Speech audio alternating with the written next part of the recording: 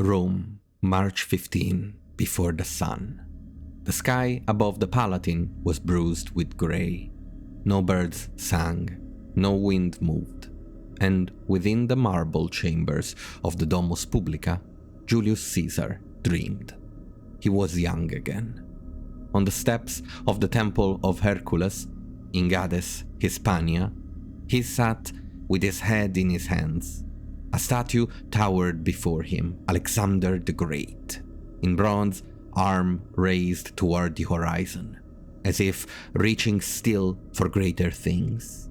He remembered the ache in his chest. He was 23. Alexander had been dead by that age, but had conquered the world. Egypt, Persia, India. A god in life, embalmed in gold, outshining the sun. And Caesar, then only a junior governor, had wept. Am I to grow old, having done nothing worth remembrance? And that thought, his failure, burned more than any wound. The dream twisted. Now he stood on the banks of the Rubicon. The cold water shimmered black, swollen with the night. Behind him, silence. Before him, thunder. Lightning flickered over the hills. The red cloak billowed from his shoulders. He took a step. The water rippled, and the heavens broke. This is gonna be the story of the last day of Julius Caesar. We're going to use sources as much as possible for dialogue, actions, everything. You should be seeing them right now. For anything else, we're going to use a little bit of imagination and try to stay as close to historical reality as we can. He awoke with a jolt. His breath came shallow, his chest tight. He was no longer 33, he was 55. The room was dark yet warm. The linen sheets clung to his sweat. Calpurnia lay beside him, still and quiet, but the dream clung like cobwebs. He sat up, stared into the dark. A moment passed, then a whisper. Julius. It was her. She stirred, sat up, and touched his arm. I saw it again, she said. The roof fell, your statue bled, and you were dead, Julius. Dead in my arms. He turned to her gently. You are troubled by dreams, Calpurnia, but Rome is real. She gripped his hand. I beg you, do not go to the Senate today. Stay, call a sacrifice. Say you're unwell. He said nothing. Outside, the first cry of a raven cut the silence. Dawn came slowly. The household stirred. Slaves lit lamps. The pontifex brought incense. And Caesar, as he dressed, gazed through a window at the waking city.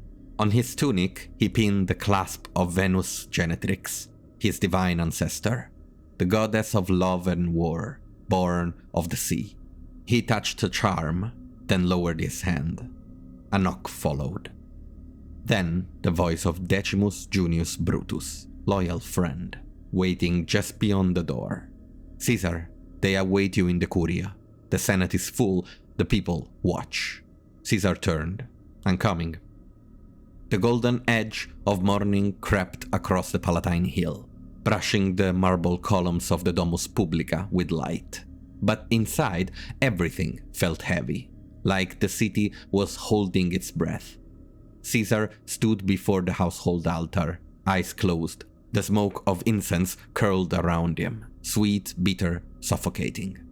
The haruspex had already read the entrails. No heart, he had whispered, pale as ash. The sacrifice has no heart. A bad omen, the worst. Even the beast had lost its center. But Caesar had waved it off. What is to be done, he said, must be done, with or without the gods. He was draped in white, his senatorial robe trimmed with purple. His lictors readied his fasces. His attendants gathered, but Calpurnia would not release his arm. She stared up at him with wide dark eyes, eyes that had seen him rise, eyes that knew this was no ordinary day. Julius, she whispered again, please send Mark Antony in your place. Say you're sick, Say anything, but do not go to Pompey's theater." He touched her cheek with a strange tenderness. "I have lived too long to fear shadows," he said, "and ruled too much to obey them." Maybe he was frustrated a bit, all of this talk of prophecy and death, while he was the one who had brought death to his enemies, even those he didn't want to kill. Brutus knocked a second time, then stepped inside, tall, calm, practiced. One of Caesar's oldest allies, a veteran of Gaul, a man with every reason to be loyal. "Caesar," he said smoothly, "the Senate grows impatient. Mark Antony already awaits you at the Forum. If you do not go soon, tongues will wag." Caesar nodded slowly, "And let them wag." "I mean wag with purpose," Decimus replied. "They say you listen too much to women, that you believe in dreams and omens like some Greek astrologer." Caesar smiled faintly. "Let them say it," he said. "I am more than they can name." But Decimus pressed, gently, like a friend. "If you do not go today, the Senate may vote to recall your powers. You are dictator perpetuo, yes, but they are still Romans, still proud." Caesar watched him for a long moment. This too was a test, not of politics but of fate. He had climbed too far, too fast to turn away now. He turned to the lictors. "Form up, we go to the Curia." The procession wound through the streets. Citizens lined the way whispering. Some cheered, some watched in silence. A woman cried out from a balcony. At the edge of the Forum, a man broke through the crowd. Artemidorus, a Greek philosopher. He was panting, frantic. He shoved a scroll into Caesar's hands. "Read this, please. It names them, everyone. You're in danger." Caesar blinked at him. Danger? He opened the scroll. Names, warnings, betrayals. Such tripe. So boring. Every day someone was bringing him proof of some betrayal. It never materialized. And if Caesar followed every advice he received, well, he would probably kill the whole of Rome before the end of the year. "I will deal with my own business last," he said, and tucked the scroll into his robe. He never read it again. Then, finally, the origin of all frustration, Spuridna the Auspex, the man who had prophesied the end of Caesar by the Ides of March. He stood by the steps of the Senate, robes flapping in the breeze, eyes dark and wild. "The Ides have come," Caesar said to him, as if mocking how wrong the prediction was. "Aye," Spurinna replied, "but they have not yet gone."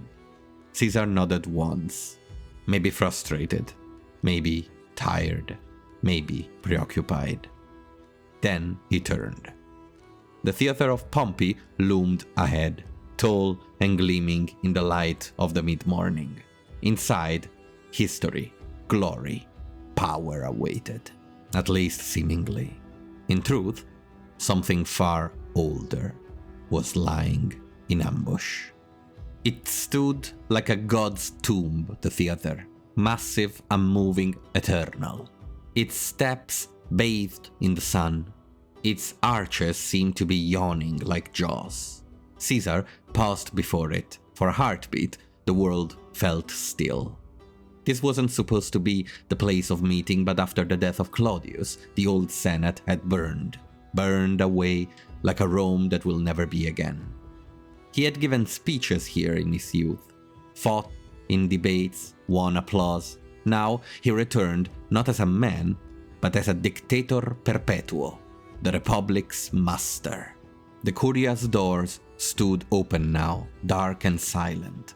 Caesar took a steadying breath. Mark Antony wanted him to stay home. Calpurnia wanted him to stay home. A lot of people wanted him to avoid this meeting. Too many whispers going on. Too many dark omens. He remembered the campaigns, Gaul, Pharsalus, the crossing of the Rubicon, how far he had come, how much he had risked, how many dice he had thrown.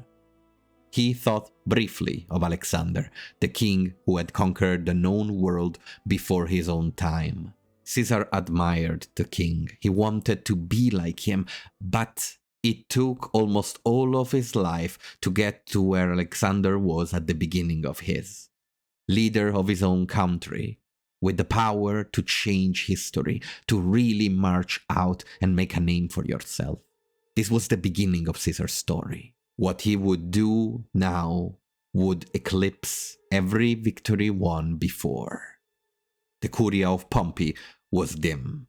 A forest of tall columns flanked the chamber, and high windows let in pale light that caught the dust in the air.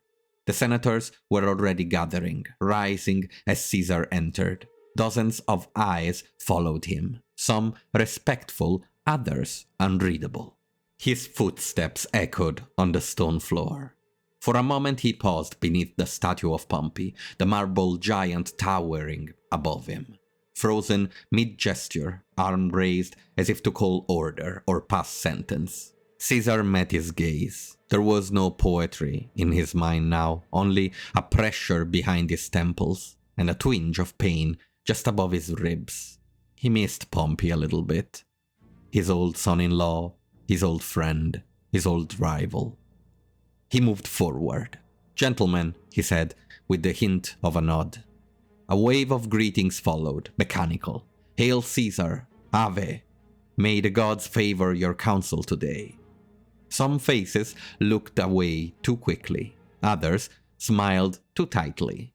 He made his way to the high chair they had prepared, placed deliberately under the shadow of Pompey's statue.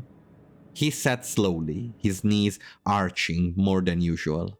It had been raining the last few days, and his old wound never healed quite right. Cassius stepped forward first. "A petition, Caesar, from the veterans in the East. May I?"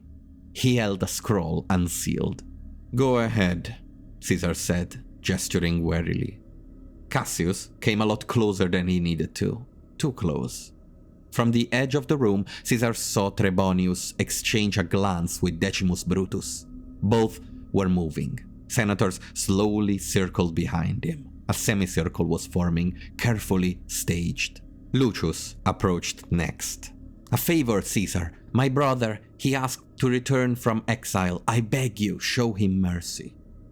"That case has been heard already," Caesar replied, distracted. "There's nothing more to add." Lucius stepped closer still. His hand touched Caesar's toga. Not to beg, not in reverence, but in insistence.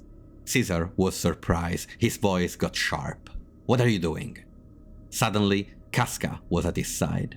"This is madness," Caesar thought. "They're too close."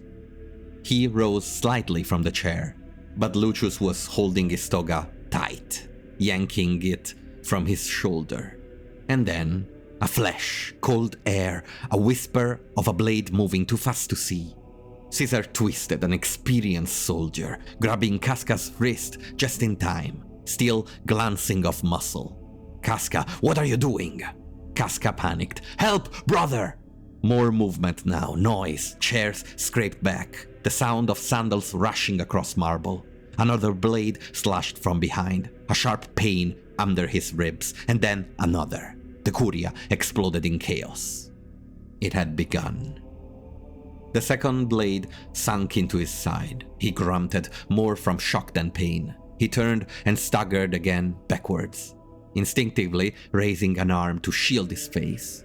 There were hands on him now, pushing, tearing, grabbing at his clothes. Metal flashed again. A third strike cut across his back. Another pierced his thigh. He tried to speak. "Stop! What are you doing?" But the words vanished in the shouts and movement. To his left, Cassius' face loomed close, cold, set, mouth grim, jaw clenched like iron. The same Cassius who dined with him just 3 nights before, laughing at the memory of Pharsalus. Another stab into the shoulder now. He spun, the chamber reeled, marble and blood. There was no order, no call, just violence. Caesar could not understand it. They weren't shouting in rebellion, they weren't demanding anything, they were killing him like a thing, like an animal. Why? He didn't say it aloud. There was no time. Lucius struck again, driving a blade toward his stomach. Caesar battled it aside, but slipped. His heel caught the base of the statue. He crashed to one knee. The world collapsed into streaks of red and stone. Someone cried, "Too slow, Lucius, faster!" A glint of movement above, a blur. Another wound, this one deeper. Caesar gasped. His body felt foreign, heavy. There were so many of them, at least 20. Some too eager, some hesitant, some pushing forward only after others had acted. Cowards. The circle tightened. Blades darted in like wolves, testing a dying lion. And then he saw him. Brutus. Not Decimus, Marcus. He had not seen him before, not clearly. But now, as the crowd parted slightly, he saw the face. A face he had loved. A face that had once wept at the funeral of Julia, Caesar's only child, the wife of Pompey. A boy he had embraced during the long nights after Pharsalus. A boy he had forgiven for fighting against him again and again, even as he drifted closer to the old cause. Even as his enemies called to him as a savior of Rome, the inheritor of the old Brutus, the one who had destroyed the old kings. Now that boy looked down on him with something like sorrow. No hatred, no fire, just resignation to destiny. As if he were doing something not evil, but inevitable. "You too?" His lips barely moved, the words barely formed. But Brutus saw. He flinched. He struck anyway. Caesar let go. Not of life, not yet, of resistance. He defended nothing now. He reached for nothing. The next blade hit him high in the chest. The next tore into his side. He slumped sideways. He did not scream. He did not beg. He fell. Onto the cold marble floor at the feet of Pompey's statue, his old enemy and friend, his family, whose corpse he had wept over in Egypt. The marble was streaked red now, soaked. Above him, the statue loomed silent, still watching. A king in all but name, Julius Caesar, had finally seized control of Rome. And here he died.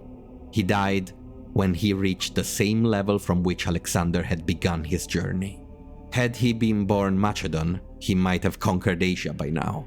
Instead, he had conquered Rome, and been murdered for it. The world narrowed, not in blackness, but in memory. That day, on the road to Gades, he had been 22, weeping before a statue of Alexander.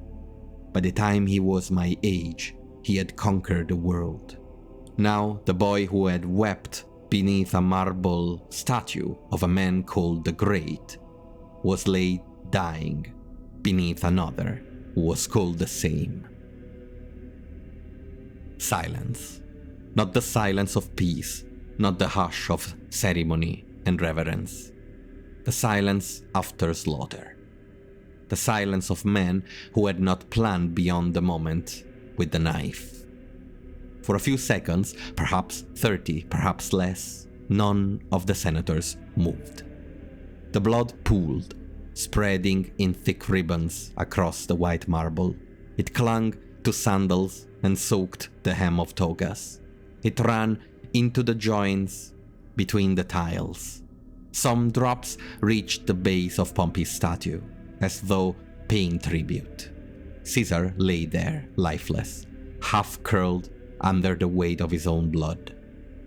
23 wounds had torn into him. Not all fatal, just enough. Cassius was the first to speak. "It is done," he wanted to say, but his voice cracked. It was not a triumph, not relief, just the fact of it. Brutus still held his dagger. Decimus, who had convinced Caesar to come here, another traitor, leaned against a column, panting. We must go. Go where? Said Trebonius, not looking up. The Curia was emptying. Some senators had fled before the killing began. Others stood frozen, backs pressed against the wall, afraid of being the next, unsure whether they were witnesses or targets. Brutus finally found a word. Capital. It was all he could manage. His voice barely carried. He tried again. To the capital. These were words supposed to echo through history, like the Brutus of old, calling for the end of tyranny, brandishing the dagger in the forum. But they left his mouth like ash. One by one, the conspirators stepped back from the corpse. Some stumbled, others wiped their blades in a daze.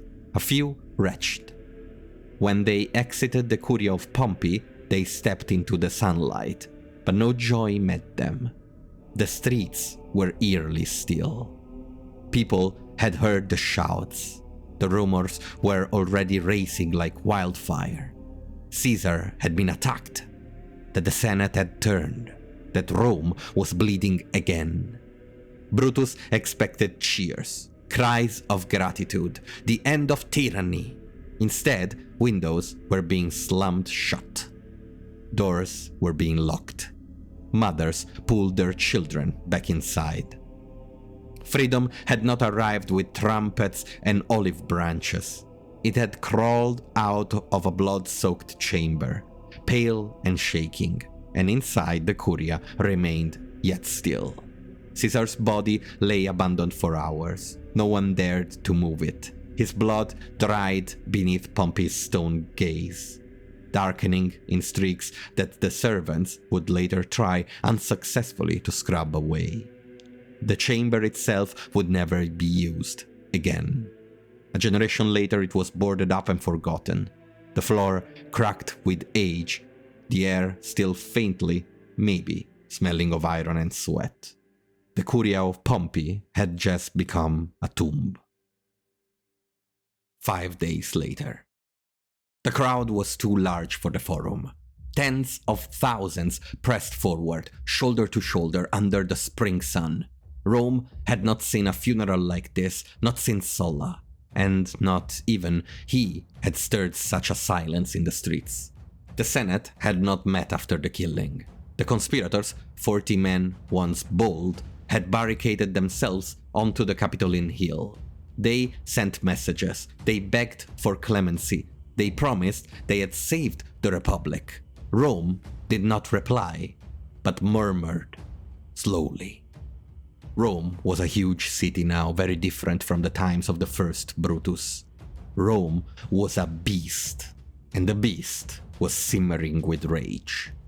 The body had been recovered quietly by Caesar's allies and brought to his house. There, his widow, Calpurnia, wept over the holes in his toga, each a wound he had not deserved.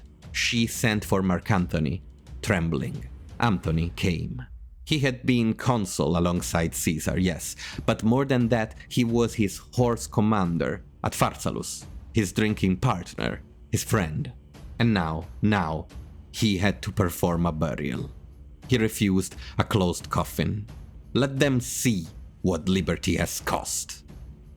The bier was placed in the forum, surrounded by the rostra, covered in Caesar bloodied garments. Laurel crowns lay at his head. His golden chair was beside him, his name still etched in fresh letters, Dictator Perpetuo. Antony stood before the people, high on the platform, staring into a sea of faces.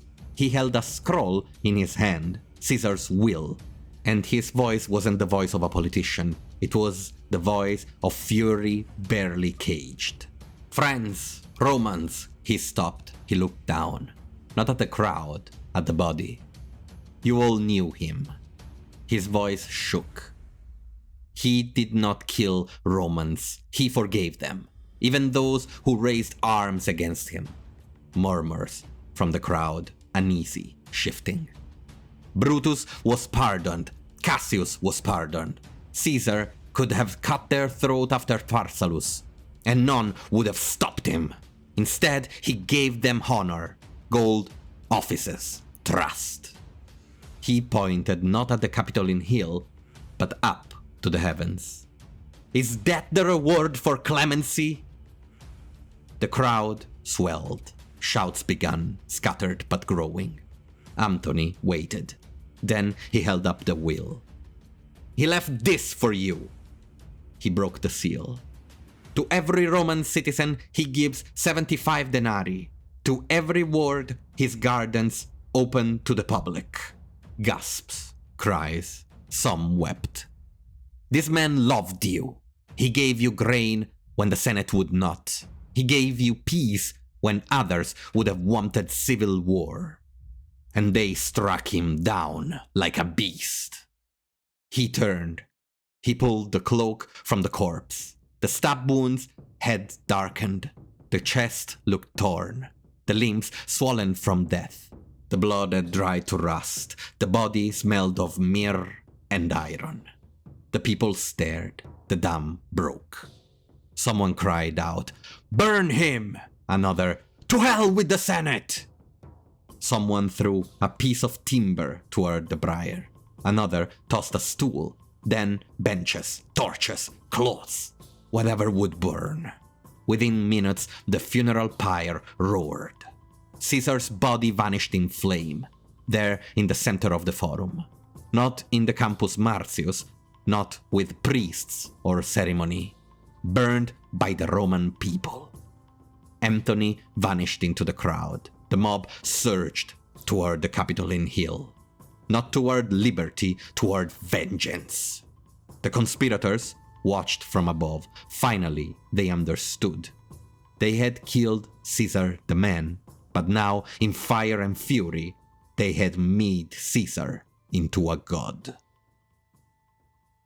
There is a moment after a great storm when the sea is still, but it's not peace. It's the sucking breath before another wave. The conspirators had not won. They had fled, some to the provinces, some to exile, some into history with daggers still wet in memory. But none were hailed as heroes. No statues would be raised in their names. Their dream that Rome would wake up grateful and free died the moment the fire caught Caesar's cloak. In the weeks that followed, two names began to rise: Antony and Octavian. The first was known, consul, soldier, fierce and charismatic. The second, barely a man, only 18, Caesar's grandnephew, and now, as the will revealed, his son, adopted in name, heir in law. He left everything to me, Octavian whispered to a friend, so I will take everything. At first, few believed in him. He was too young, too soft-spoken. He had no army. But he had a name, Gaius Julius Caesar. And in Rome, that name was now a deadly weapon. Temples began to spring up. A comet, Caesar's comet, blazed for 7 nights in the sky. And the people whispered, "He's not dead. He's among the gods." The Senate, knowing what was gonna happen if they didn't, voted for divinity. Divus Julius. Caesar, now divine. Which meant Octavian was Divi Filius, son of a god.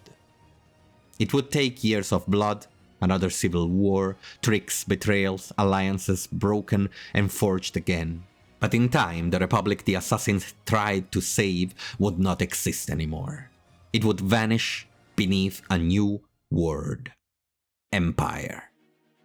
And in every coin struck with Caesar's face, in every statue that bore his name, in every echo of the word Caesar that would stretch from Roman emperors to Russian tsars to German kaisers, in every age that followed, the knife wounds remained. They had thought they were killing a man. Instead, they had carved a god and killed a concept. Caesar had been merciful. Caesar had pardoned his enemies. Caesar had used mercy strategically. And after he did, and was killed for it, no one would ever do that again in the same way. At the Curia of Pompey, the conspirators had killed mercy.